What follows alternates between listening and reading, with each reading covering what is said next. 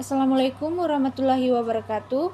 Perkenalkan, nama saya Dela dengan NIM 210441136 dari kelas 3M Informatika. Di sini saya akan membawakan materi tentang OSI layar. Fungsi dari konsep OSI layar adalah memudahkan proses pencarian titik awal permasalahan sehingga meminimalkan waktu yang diperlukan untuk melacak masalah jaringan. Model layar OSI dibagi dalam dua grup, yaitu upper layer dan lower layer. Upper layer fokus pada aplikasi pengguna dan bagaimana file direpresentasikan di komputer. Untuk network engineer, bagian utama yang menjadi perhatiannya adalah pada lower layer. Lower layer adalah intisari komunikasi data melalui jaringan.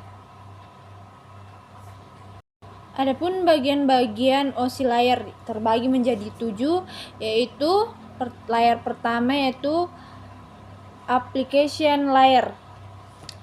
Application layer, fungsi utama aplikasi layar yaitu untuk mengumpulkan informasi dan data sebagai user interface, sebagai virtual terminal. Yang kedua, presentation layer.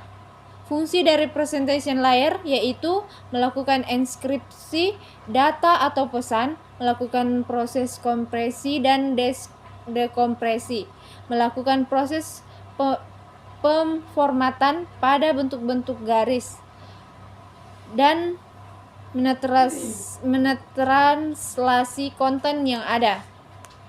Kemudian yang ketiga, session layer. Fungsi dari session layer itu sendiri yaitu melakukan komunikasi pada sebuah jaringan, kemudian pembentukan hubungan, pemindahan dan pertukaran data.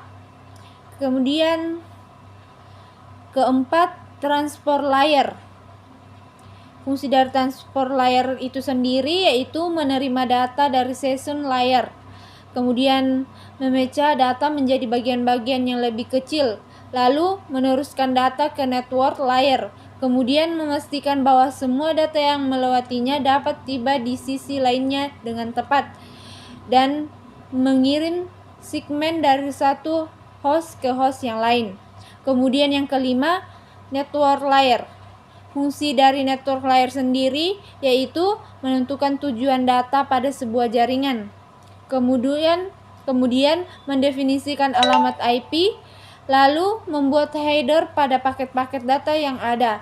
Kemudian melakukan proses routing. Layer selanjutnya yaitu data link.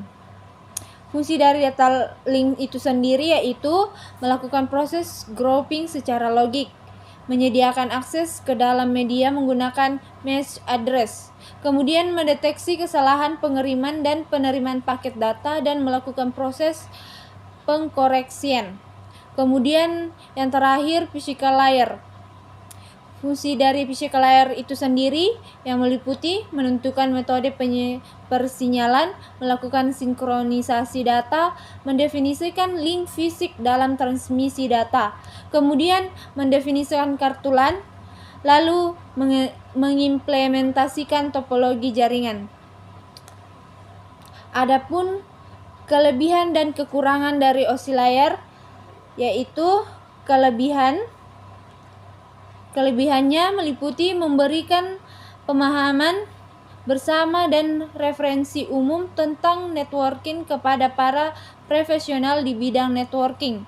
Kemudian membagi tugas pada masing-masing layer. Kemudian memungkinkan spesialisasi yang berada pada masing-masing layer. Kemudian dapat dijadikan bahan pertimbangan dalam troubleshoot masalah, meningkatkan standar interoperabilitas antara jaringan dan perangkat, menyediakan modularitas dalam fitur jaringan atau pengembang dan perubahan pada sebuah layar tidak mempengaruhi layar lainnya.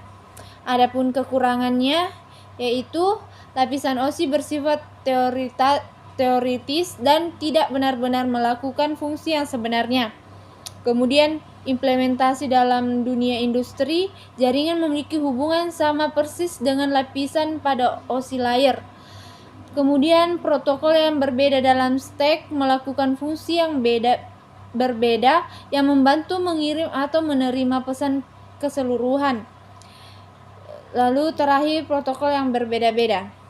Sekian dari materi saya, kurang atau lebihnya mohon dimaafkan. Wassalamualaikum warahmatullahi wabarakatuh. Sekian dan terima kasih.